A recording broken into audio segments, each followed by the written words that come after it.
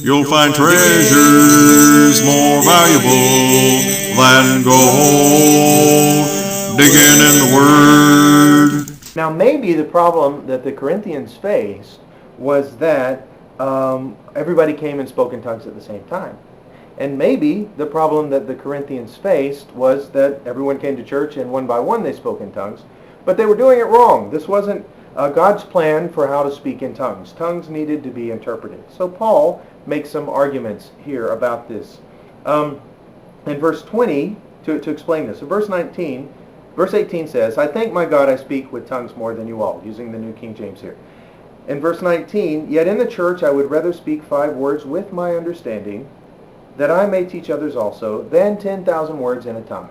Okay, so in the church, Paul thanked God that he spoke in tongues more than all the Corinthians. But in the church, in the context of the church, he would rather speak 5 words with his understanding than 10,000 words in an unknown tongue. And the reason is that he may teach others also. Okay, so it's great if he speaks in tongues for himself, by himself, wherever, but in the church, he needs to be edifying other people. Tongues doesn't do that unless there's an interpretation. So it's better for him to teach 5 words than to say 10,000 words in tongues.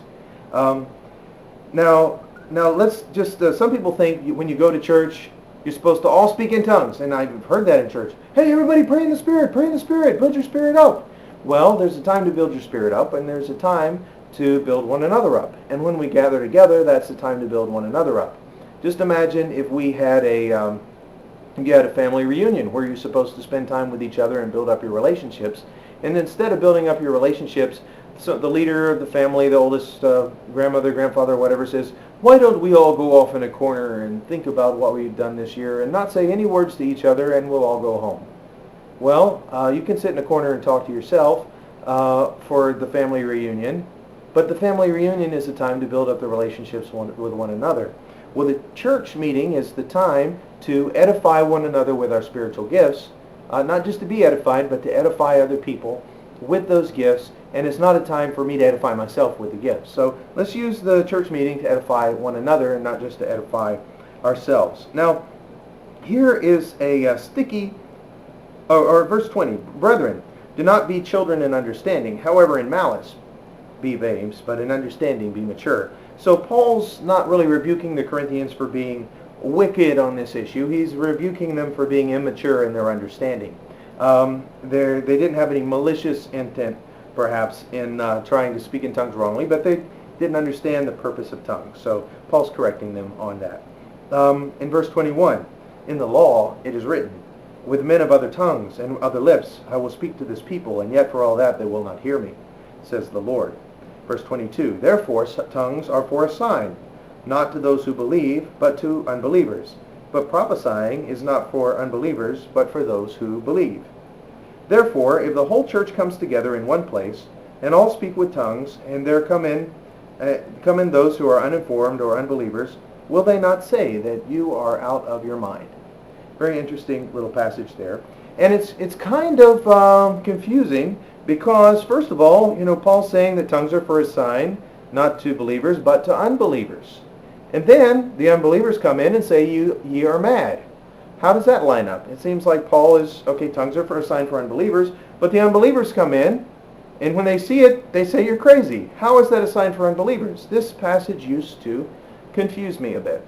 But then I noticed the word in verse 22 in the New King James. It says, therefore, tongues are for a sign. Therefore. That means Paul is making his argument that leads up to this idea that tongues is a sign earlier. What is he talking about? Therefore, what is the argument that causes him to conclude that tongues are for a sign? Let's look at verse 21. Well, look, in verse 21, it's in italics. That means it's a prophecy from the Old Testament. In this particular version of the Bible, it's in quotation marks. It says Isaiah 28, 11 through 12. Okay, so the reason tongues is for a sign is because of what's in verse 21. Now, in the Old Testament, or in the New Testament also, New Testament times also, a prophet could give a sign. Now the sign, if we look in the Old Testament, a sign is a short-term prophecy that's fulfilled. That's one type of sign. So for example, Moses says to the people in Korah's rebellion that thought he had taken on too much by his brother was the priest, And the Levites, and they thought he was taking on too much, these rebels, so that he was giving his family too much responsibility, and apparently they didn't think it was from God that was telling them to do this. So Moses said, if God has not sent me, these men will die normal deaths. But if God has sent me, that the ground will open up and swallow them. So he had told the people to get away from the tents of these wicked men. Okay, so the ground opened up and swallowed the people. That was a sign. That fulfilled prophecy was a sign that something was true.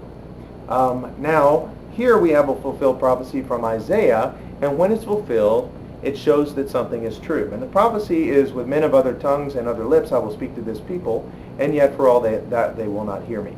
So this is the prophecy that is fulfilled when an unbeliever hears speaking in tongues, generally. Even though he hears God speaking through men of other tongues and other lips, through these other languages, he responds with unbelief.